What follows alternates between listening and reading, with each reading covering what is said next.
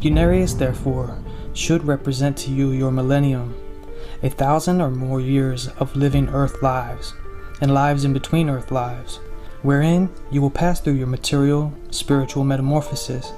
There will be many points of transition, and many challenges and places where knowledge of principle, the power of reason and introspection will become your savior. Welcome back. The Pulse of Creation series was written in the 1950s by a man named Ernest Norman. In reading The Voice of Venus, the first book in the Pulse of Creation series, Chapter 1. Welcome to the planet Venus. To the planet Venus, I bid you welcome, for my people and for myself. I am known as an avatar, and I would like to show you some of our ways of life and some of the wonders of the spiritual realms. But first, in order to understand what might better be called a plane or a dimension, as it is sometimes referred to by the people of the earth, we may liken these things to something similar to a large soap bubble, which is being blown by a child with the familiar bubble pipe. And while the bubble is a thing of beauty and glows with iridescent colors, yet if we were to examine it under a powerful magnifying glass, we would find it even more wonderful. For here are microscopic particles of water, each one rounded and each one adheres to its neighbor by the law of adhesive relationship.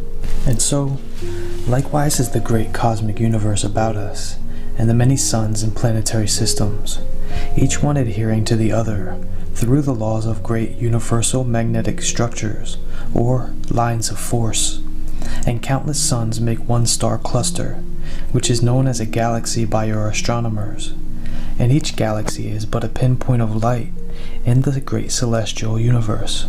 Yet there are universes beyond universes, each one occupying a relationship something similar to the tiny water droplet in the soap bubble. And like the soap bubble, which represents an adhesive mass of particles supported by other adhesive particles called the atmosphere, so likewise are the countless universes which are strung out through what you call space. They are likewise supported and maintain their relationship with what is called the material plane by other supporting structures which can be called, for want of a better name, dimensions. If we look at the beam of a searchlight, we will see that from the point of emergence from the lens, as it progresses further and further away from its source, it loses its brilliance and intensity. So likewise does your mind function. If we visualize the energizing life force, which is the sustaining and motivating factor in all things about you, such sustaining force must be of such frequencies or intensities that are compatible with your perception.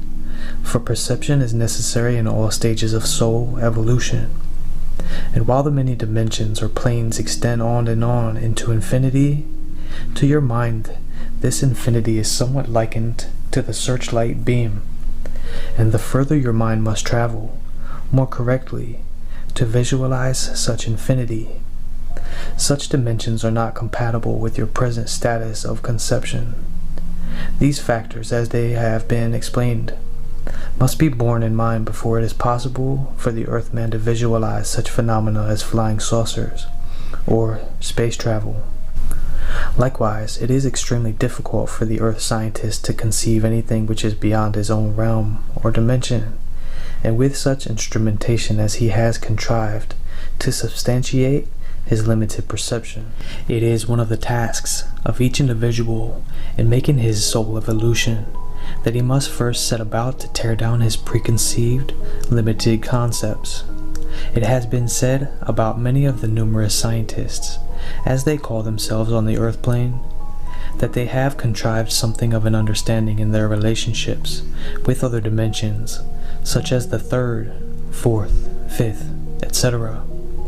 Such a concept is like the child who picks up a handful of shiny pebbles and thinks that these are the only pebbles in the world.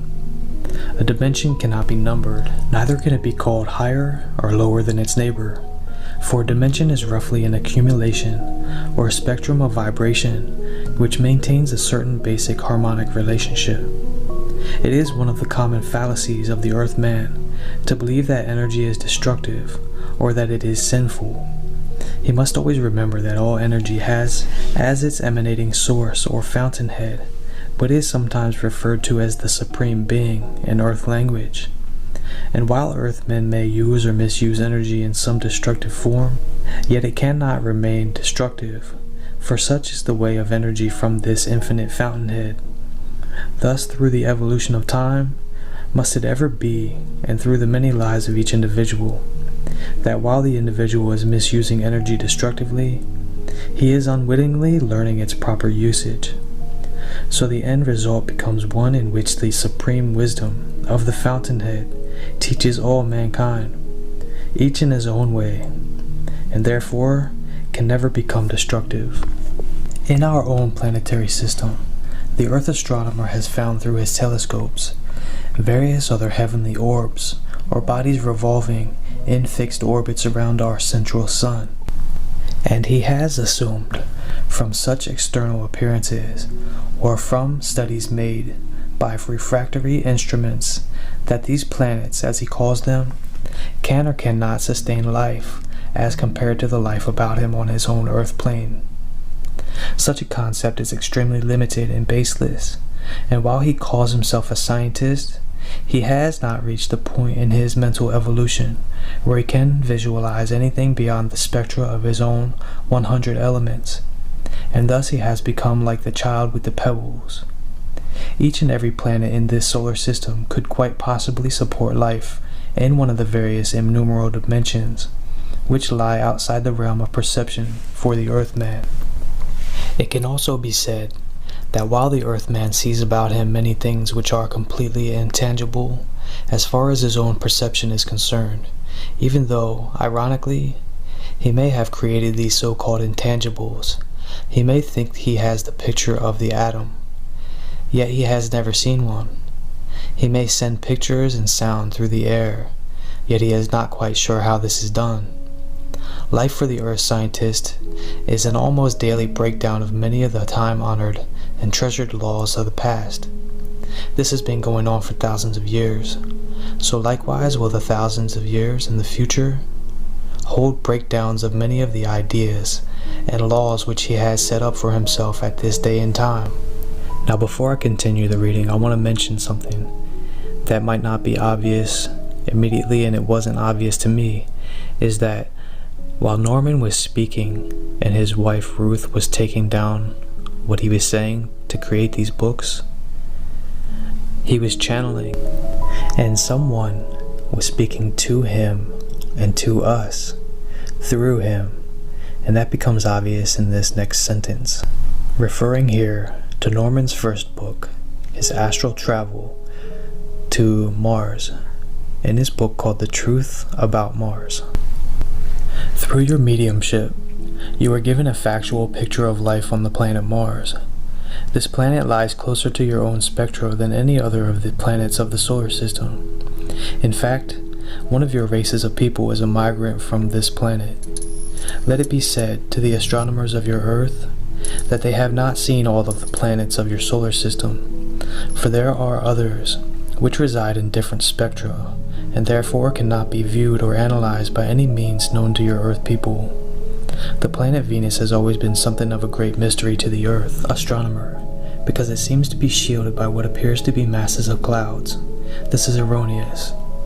These so-called cloud masses or vapors are actually substances which reside outside of the realm or spectra of the 101 known Earth elements. They are actually, in a sense, condensed masses of waveforms of high-frequency energies, which are kept like a protecting envelope around the planet through certain applied laws of frequency relationships. This has been done purposely by the highly developed minds which live on Venus to avoid what would be an obvious state of confusion of the Earth people, inasmuch as, if they could see through their telescopes the actual surface of Venus and its radiant beauty, as well as its completely different spectral analysis, it would not yield to any known scientific Earth definition. The materials which compose this planet, while they might appear to be solid if you were standing there, are actually outside of the realm of frequency relationships with which the Earth people are familiar in their own spectra. In other words, it is something similar to your equation of water. While water is actually gas, in different temperatures it changes and becomes solid, liquid, or gaseous. So likewise, could any of your 100 known elements assume entirely different properties or relationships under different atomic frequencies, and yet still remain the same reactive element? Life on the planet Venus is in all phases and all relationships, and does exist in an advanced state of harmonic frequency relationships. If an Earth being was suddenly transported in the flesh to the planet Venus, he might find himself in a position similar to a man floating in midair in a steam room. While the same water vapor frozen on a surface could easily support him, it could not support him as steam or vapor. The Earth scientist has to learn two basic facts about atomic structures. He has partially succeeded in this in molecular relationships, but has not visualized the same principle of conception in the frequency rate of vibration of the so-called atomic structures. Therefore, the man with his Earth body on the planet Venus would more or less find himself in this Earth body and Earth mind in a world which was completely devoid of form and substance. Neither could he see any of that which was about him, and he would quickly perish or separate himself from his Earth body in what is called death because of his lack of perception.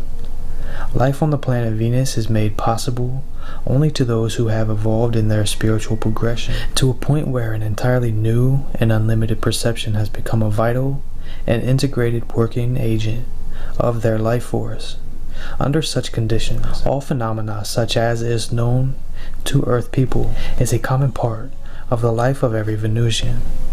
Your own avatar of spiritual science, whom you call Christ, demonstrated a factual working facet of this conception. In other words, the mind of each individual becomes an integrated working part of the great fountainhead, and, as such, an individual participant can and does direct this life-giving, all-energizing, all-constructive, all-intelligent force into everything about him and into everything he does.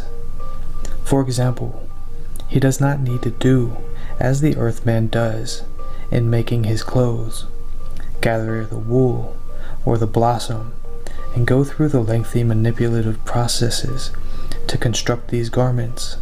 Instead, the Venusian takes this vital, constructive, energizing force from the fountainhead, and so directs it through the science of his own mind, that it becomes the shining luminous garments about him. Likewise are his dwellings, and all the things about him so constructed. But I see your Earth minds are tired, and so I will leave you for the present, but I shall return on the light frequency beam when conditions are proper and necessary. From the people of Venus, I bid you Godspeed.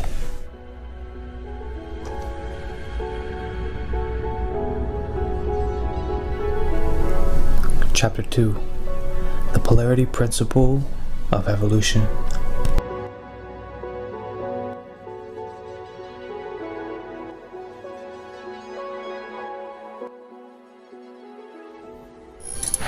Yes, that is a complete reversal. You might say a polarity, or part of this chart here that we have explained to you, and which we put under the heading of reflexes or escape mechanisms. When we grow up in the world and have a lot of unadjusted conditions, psychic shocks, or transpositions in our life to which we have not adjusted ourselves, psychic pressures are thus built up, and we have to have escape hatches for them, and they manifest themselves in very curious ways sometimes. Some people will go all out for flying saucers and believe that spacemen are coming down to save the world, or they may be one of Jehovah's Witnesses and go about trying to save other people, when they themselves are so muddled up inside that they have used some religious organization as an escape mechanism. And there are other various and numerous derelictions. In extreme cases, they lose personality. They can be completely obsessed until they get into various forms of mental and physical prostitution. In the higher spiritual planes and worlds, wish to convey to each and every one of you their own personal message that you will be guided, guarded, and protected. They send you the fullest measure of their love and their understanding. You will see in these days and in future times, not yourself as an individual, but as an integrated, factional, and functioning order of infinite intelligence, which will express itself outwardly, just as the infinite expresses itself within you.